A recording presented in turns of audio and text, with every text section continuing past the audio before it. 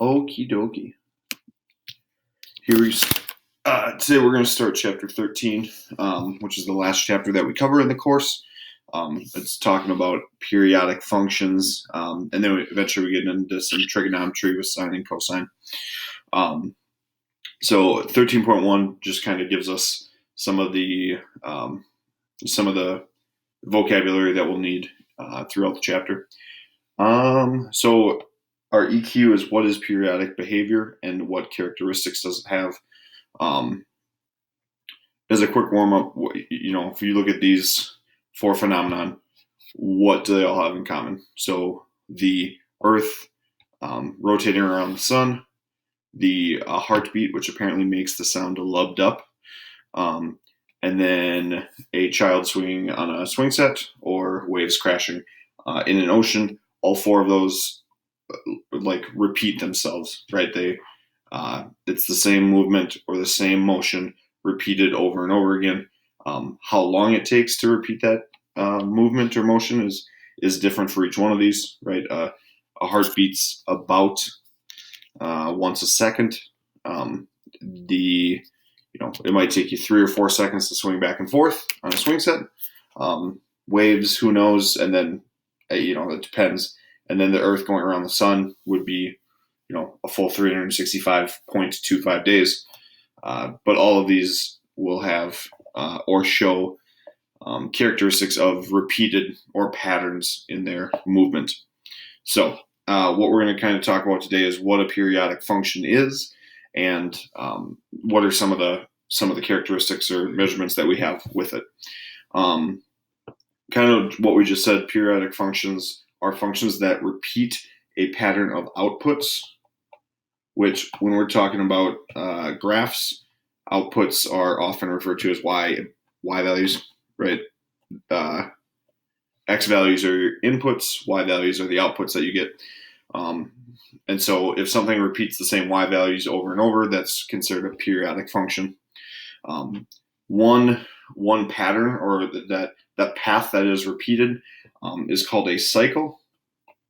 So each periodic function has a cycle that's repeated over and over again. And then how long it takes for the cycle to complete is what's known as the function's period. Okay, so a periodic function has some length in which it takes a cycle to repeat itself. So for an example, here's a graph of a periodic function. You see in red, they have highlighted, this is one way to look at a complete cycle. From top, from one peak, it goes down and then comes back up. So that would be one complete cycle. Or you could say a cycle is starting at 0, going up, and then when does it get back to 0 going up, right? We want to be careful because this would not be a complete cycle, right? Just because it starts at 0 and gets back to 0 doesn't mean it's completed.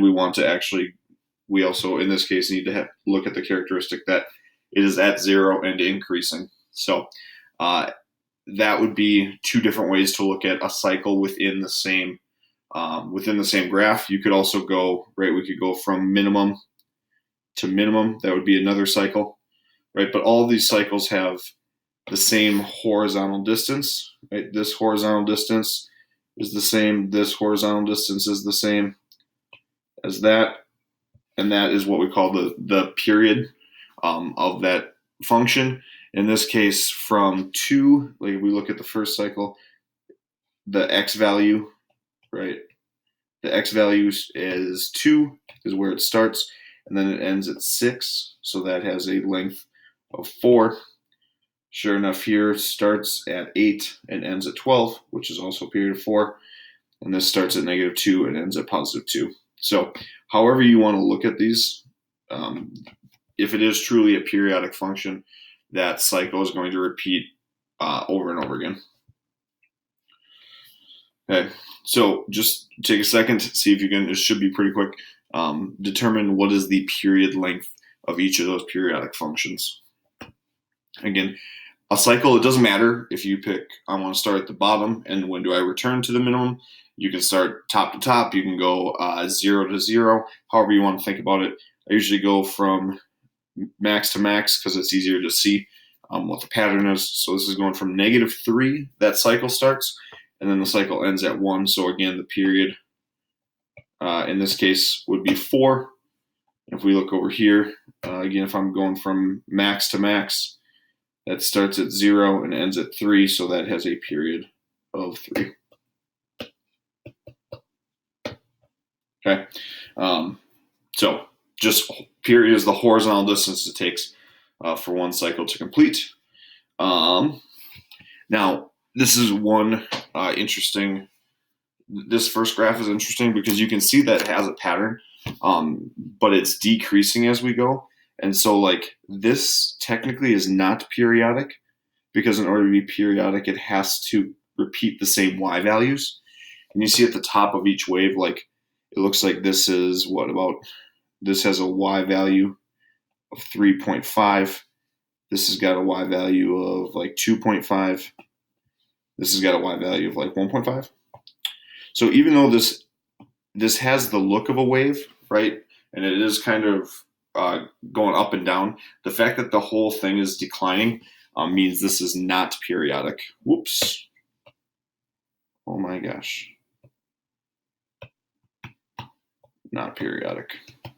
So we wouldn't say, you can't say that the period of this graph is anything, because in order to have a period within that function, it has to repeat the exact same y values, and this thing does not at all. Here we see that this does have, it looks to be a true periodic function. Here, if I go from maximum to maximum, I'm going from 0 out to 10. Or if I go from minimum to minimum, I'm going from 4 out to 12, because it looks like we're counting by 2s. Oh, and because we're counting by 2s, this is not 12, this is 14. 10, 12, 14. Either way, max to max or min to min, the period of that cycle is 10. Okay. So here's an application of this. I own a motorcycle, and when I'm not driving it, but the engine's on, the engine is running at 1100 RPM, which is revolutions per minute. Every car has a tachometer, which shows how fast is the engine moving. So 1100 RPM means that 1100 cycles, like the engine is the pistons are going up and down 1100 times per minute. So the question is, what is the period length? How long does it take for one cycle to complete? So if you think about 1100 RPM, that means 1100 cycles in 1 minute. But since we're looking for period length, I don't want to talk about that in minutes. We're going to say 1100 cycles in 60 seconds. Okay, so if I were to divide those 1100 cycles in 60 seconds, 1100 divided by 60, that means there are 18 cycles. So the pistons in the engine go up and down 18.3 repeating cycles every 1 second. Okay, but what's important here is that that's not the period of the cycle within the engine, because the period is how long does it take for one cycle or one revolution, not how many revolutions per 1 second. So what we can do is actually take these numbers, the 18.3 and the 1, and we're going to flip the fraction. So if I take 1 second and divide that by 18.3 repeating cycles, okay, that means that 1 divided by the 18.3, 0.0545. So that means that one cycle of the engine requires 0.05 seconds, about.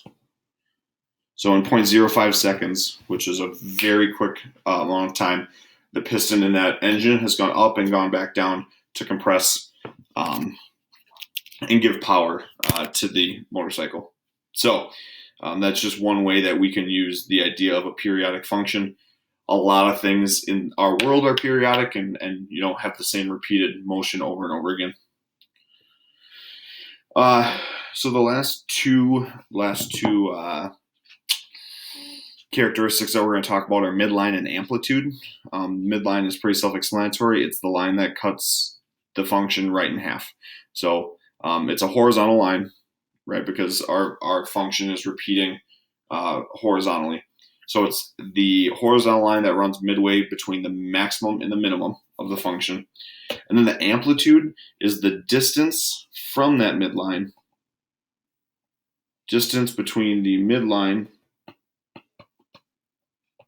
and either the maximum or the minimum. We'll talk about what that is in just a second. A lot of people think that the amplitude, so the amplitude is basically like from the midline, how far does the graph go up, or how far does the graph go down? And if you're at the midline, that should be the same number, right? If you're at the midline, the graph goes up 2 and it goes down 2, so the amplitude would be 2.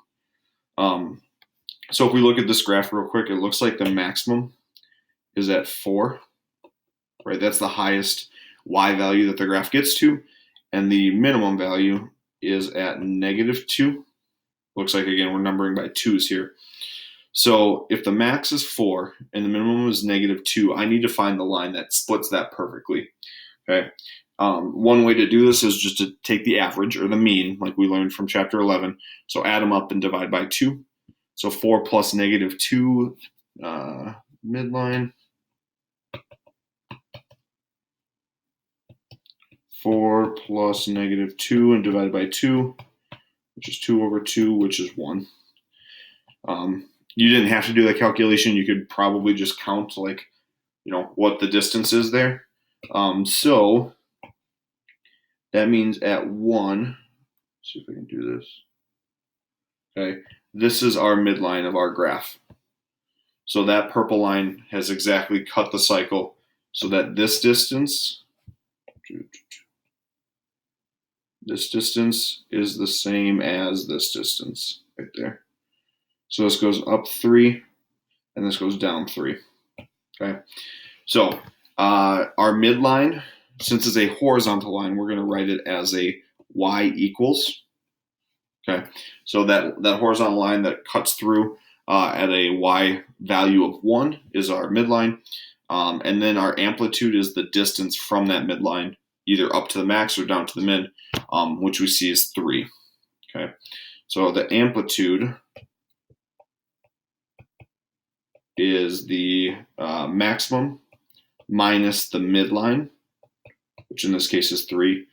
Or you could go midline minus minimum, which is also 3. Okay, so the amplitude's 3, the midline is y equals 1, and we got that down. Okay. Again, a lot of students will think that the amplitude is just the distance from top to bottom, like basically like the range, right? Like what's the highest it gets, what's the lowest it gets, and that's the amplitude. In this case, the amplitude, or in this case, the distance between maximum and minimum is 6. So our amplitude is just going to be half that value. Okay. So, from that, we have a couple of equations. Like, you don't need to memorize these things because I think you can figure this out, and that's why I say I don't really like the equations, but it does give you the information that we need very quickly. So to find the midline, you're just going to add the max and the min and divide by 2, which is what we did. And then if you want to find the amplitude, you're going to take the distance between the max and the min, so subtract them, and then cut that in half. So not something you have to memorize because you can figure it out, but there is some information there for us. Okay, so to wrap this up, go ahead and see if you can find the midline as well as the amplitude for each of these things, each of these periodic functions. This first one, again, if we're going to use the formulas, it looks like its maximum is at 1 and the minimum is at -2. So if I want to find the midline, I'm going to add them, 1 plus -2 and divide by 2. That's -1 over 2 or -0.5. Not 0.05. Negative y equals -1/2 or -0.5. However you want to do that. So I'm going to draw in a horizontal line right there. It's off a little bit, but that's okay.